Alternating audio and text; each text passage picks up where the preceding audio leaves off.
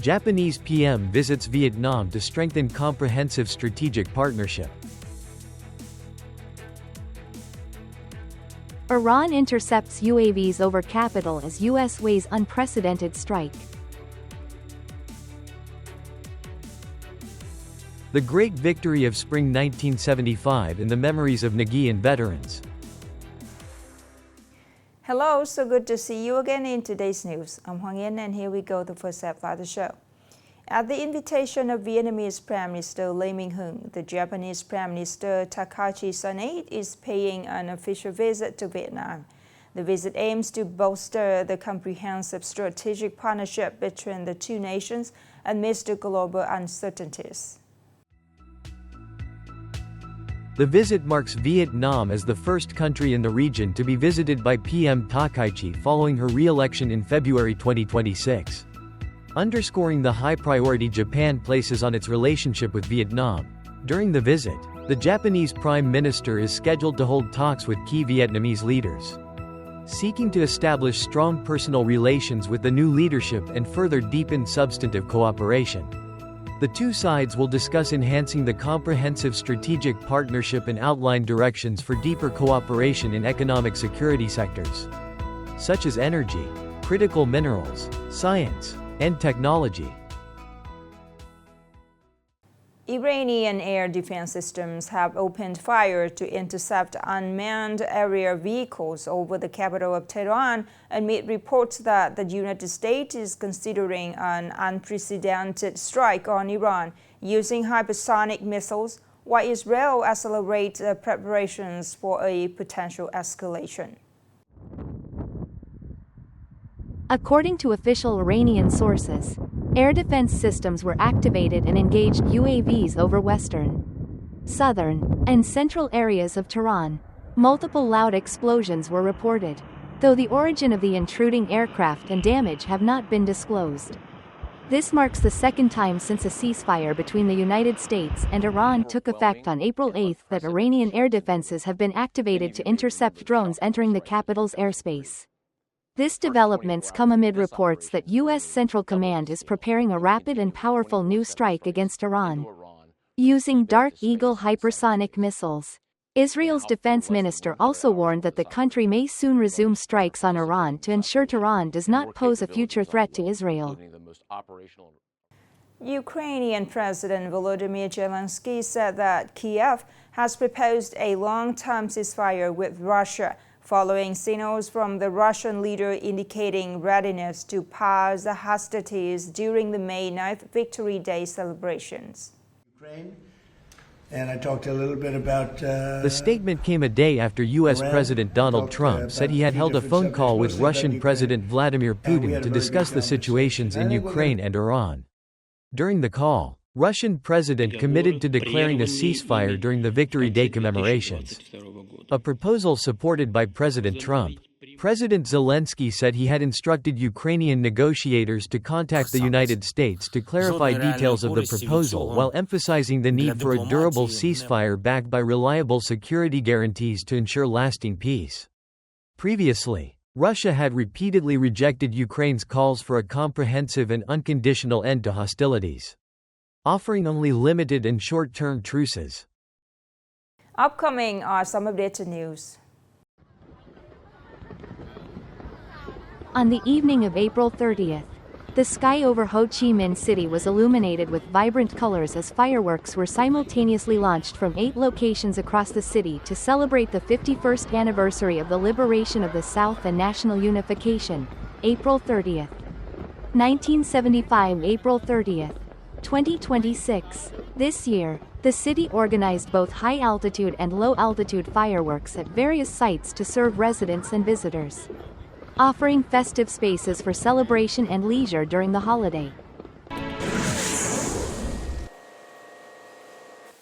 Despite ongoing economic challenges, Nghệ An province has maintained strong growth momentum in the early months of the year, with exports rising by 57% to nearly $1.9 billion United States dollars, reinforcing their role as a key growth driver. Specifically, exports of electronic equipment and components saw a sharp rise of over 160% compared to the same period last year. accounting for 55% of the total export turnover. Tourism and consumption also showed positive recovery. While budget revenues improved, budget collection achieved positive results.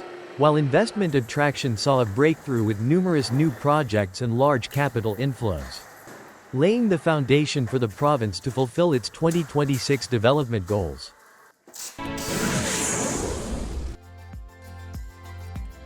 According to international IQ tests and global statistics, Vietnam has entered the top 10 countries with the highest average IQ scores in the world for the first time in 2026. The rankings are based on data from voluntary participants taking standardized IQ tests. South Korea leads the list, followed by China and Japan. Vietnam's debut in the top 10 reflects notable improvements in education quality, learning environments, and human resources in recent years, thereby contributing to enhancing Vietnam's image and competitive capacity in the context of global integration.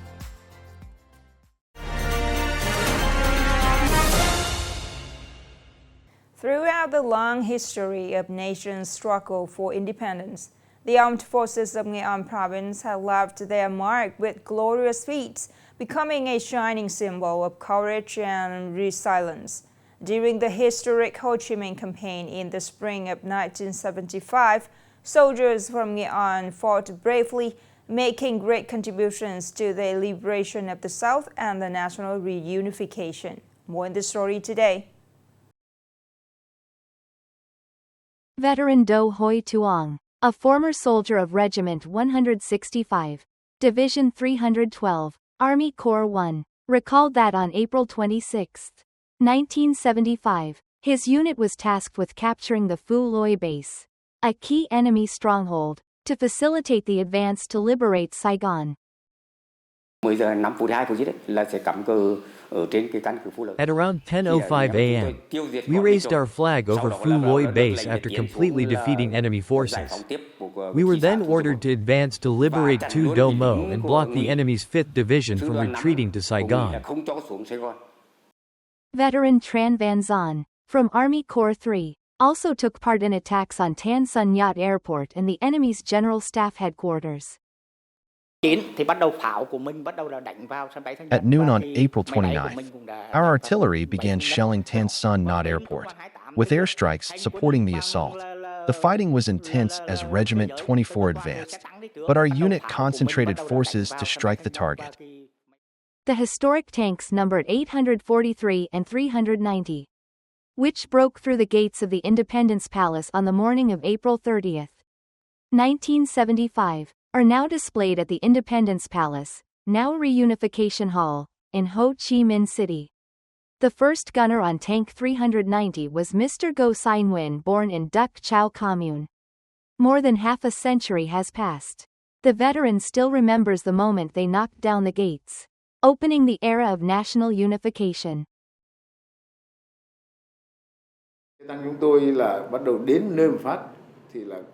As we approached and received the order to attack, the driver accelerated and rammed straight into the gate. The powerful blow broke the gate's hinges, causing it to tilt and collapse backward.